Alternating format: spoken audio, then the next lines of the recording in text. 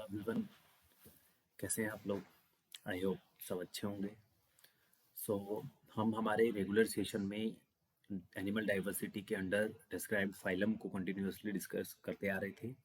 तो last phylum हमने discuss करा था हमारा phylum Mollusca. Soft bodied organisms थे उसमें इंक्लूडेड, उनको हमने डिस्कस करा था। नेक्स्ट हमारा फाइलम आता है echinodermata. Today's session is all about the echinodermata. So आज के सेशन में हम इकाइनोडर्मेटा को डिस्कस करने वाले हैं। क्या इसके कैरेक्टर्स हैं, कौन कौन से एनिमल्स इसमें इंक्लूड रहते हैं। तो हेडिंग है हमारी फाइलम इकाइनोडर्मेटा। ठीक है, इकाइनोडर्मेटा जो है वो दो वर्ड से मिलकर बना है, इकाइनो एंड द डर्म। ठीक है, और डर्मेटा भी बोल सकते हैं। तो इकाइनोस का मतलब जो होता है वो होता है स्पाइन, यानी कि कांटे। ठीक है, और डर्म का मतलब होता है स्किन। सिंपल सा मतलब ये है कि ऐसी स्किन जो स्पाइनी हो, स्पाइनी स्किन या डर्मिस, ठीक है, रखने वाले एनिमल्स जो हैं वो इकाइनोडर्मेटा के अंडर आते हैं। ठीक है, मीन्स एनिमल्स विद स्पाइंस और the spiny body are known as echinoderms. ठीक है, या तो स्पाइंस हो एनिमल्स के पास या फिर उनकी बॉडी स्पाइनी हो। बॉडी स्पाइनी होने का मतलब है कि उनकी बॉडी में या फिर बॉडी के ऊपर सरफेस पर स्पाइन जैसी स्ट्रक्चर प्रेजेंट हो या मिलती हो। नेक्स्ट है इकाइनोडर्म्स हैव एन एंडोस्केलेटन, यानी कि एंडोस्केलेटन और एक्सोस्केलेटन हमने डिस्कस करा था। स्केलेटन सिस्टम जो होता है उसके दो पार्ट होते हैं बेसिकली। एंडोस्केलेटन जो कि इंटरनल होता है, बॉडी के इनसाइड प्रेजेंट होता है, एंड द एक्सोस्केलेटन जो कि आउटसाइड द बॉडी प्रेजेंट होता है। तो यहाँ पर जो इकाइनोडर्म्स है इनमें एंडोस्केलेटन होता है, और एंडोस्केलेटन जो होता है वो कैलकेरियस ऑसिकल्स का बना होता है, और इसी वजह से इन्हें इकाइनोडर्मेटा भी बोल देते हैं। बिकॉज इन कैलकेरियस ऑसिकल्स की वजह से बॉडी इनकी स्पाइनी हो जाती है, और स्पाइनी बॉडी होने की वजह से इन्हें इकाइनोडर्मेटा बोल देते हैं। बिकॉज इकाइनोस का मतलब स्पाइन और डर्म का मतलब स्किन होता है। ठीक है, all the members of the echinodermata phylum are the marine with the organ system level of body organisation. Marine है, सिंपली बात करें तो एक्वेटिक बोल देते हैं। एक्वेटिक हैं, लेकिन एक्वेटिक में कौन सा प्रीफर कर रहे हैं, ये मैराइन एनवायरनमेंट को प्रीफर कर रहे हैं। ठीक है, with the organ system level of body organisation. Organ system level का बॉडी ऑर्गेनाइजेशन है इनमें।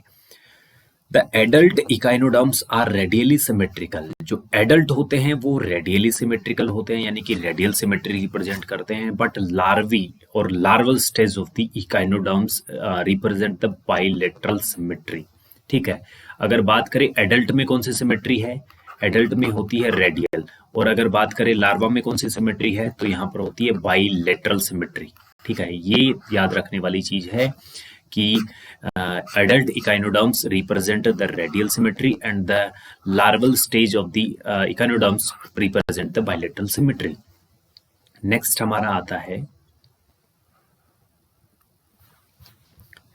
The echinoderms are the triploblastic and the coelomate animals. Triploblastic का मतलब हमने समझ लिया था कि तीनों जर्म लेयर जो है बॉडी को फॉर्म करने में पार्टिसिपेट करती हैं। सिलोमेट का मतलब है कि ट्रू सिलोम प्रेजेंट है।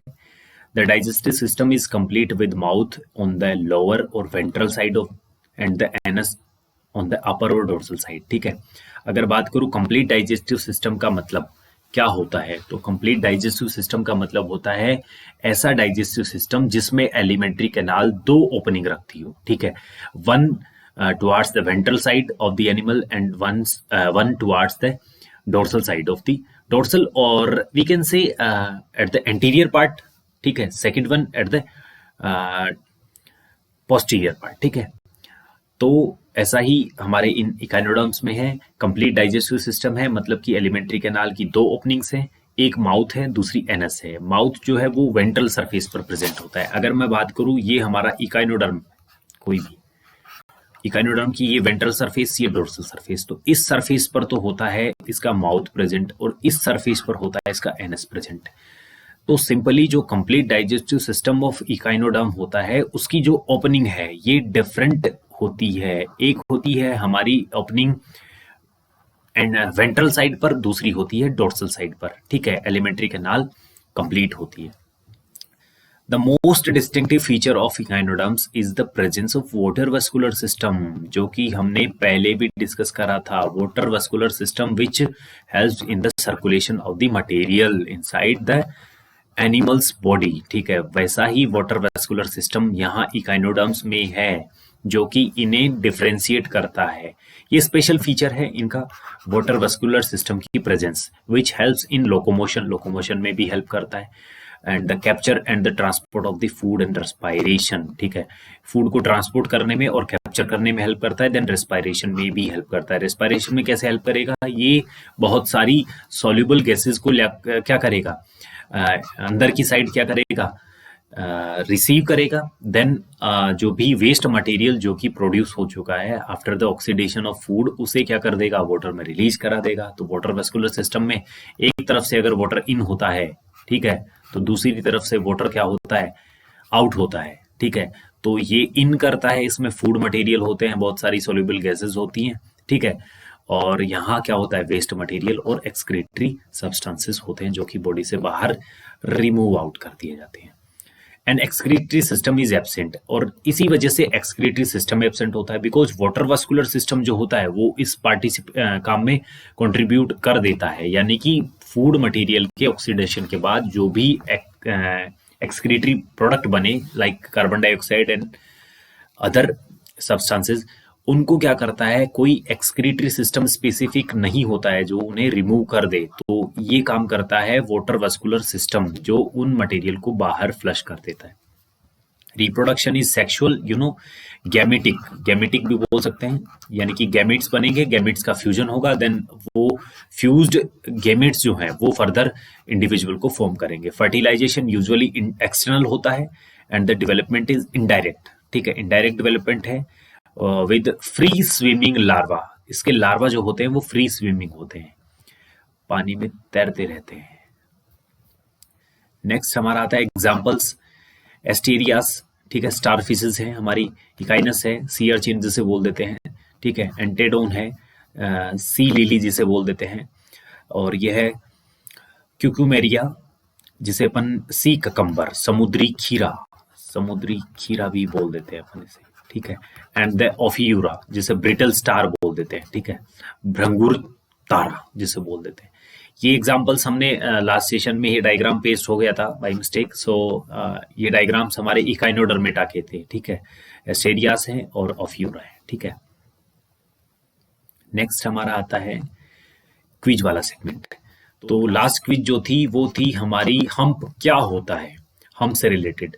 तो बेसिकली हम्प का मतलब होता है structure which act as a fat reservoir और which store fat in it. ठीक है, एक ऐसी स्ट्रक्चर किसी भी एनिमल में प्रेजेंट जो फैट को रिजर्व करने का काम करती है. फैट ग्लोब्यूल्स के फॉर्म में हो सकता है या फिर किसी अदर फॉर्म में हो सकता है, लेकिन फूड का स्टोरेज करने वाली कोई भी स्ट्रक्चर या रिजर्वायर, ठीक है, जो फैट को स्टोर करती है उसे अपन हम्प बोल देते हैं. लेकिन हमने पढ़ा था कि मोलस्क जो होते हैं उनमें भी एक विसरल हम्प प्रेजेंट होता है.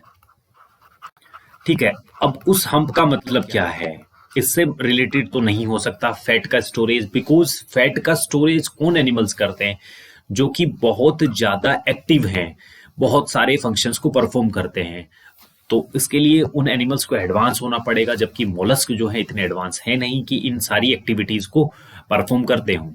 तो अगर हम बात करें तो in case of mollusc, hump का मतलब या विसरल हम्प का मतलब होता है a mass which generally holds the digestive, reproductive and the respiratory systems in it. हमने बात करी थी जो विसरल हम्प होता है ये कहाँ होता है, ये जो कैविटी थी हमारी, मेंटल कैविटी जिसे बोल रहे थे अपन, उस कैविटी में ये हमारी स्ट्रक्चर प्रेजेंट होती है विसरल हम्प, जो कि डाइजेस्टिव सिस्टम को, रिप्रोडक्टिव सिस्टम को और रेस्पिरेटरी सिस्टम को होल्ड कर रही हुई होती है. And the significant part of the hump consist of mantle cavity. Mantle cavity जो होती है वो ही इसका सिग्निफिकेंट पार्ट फॉर्म करती है, किसका, हमारे विसरल हम्प का. नेक्स्ट हमारी आज की क्विज है, quiz of the day is that what do you mean by the larva या लार्वी या लार्वल स्टेज भी बोल सकते हैं. लार्वल स्टेज का मतलब क्या है ये बताना है. तो इसका आंसर आप जैसा भी पॉसिबल हो कमेंट बॉक्स में देंगे. Thank you.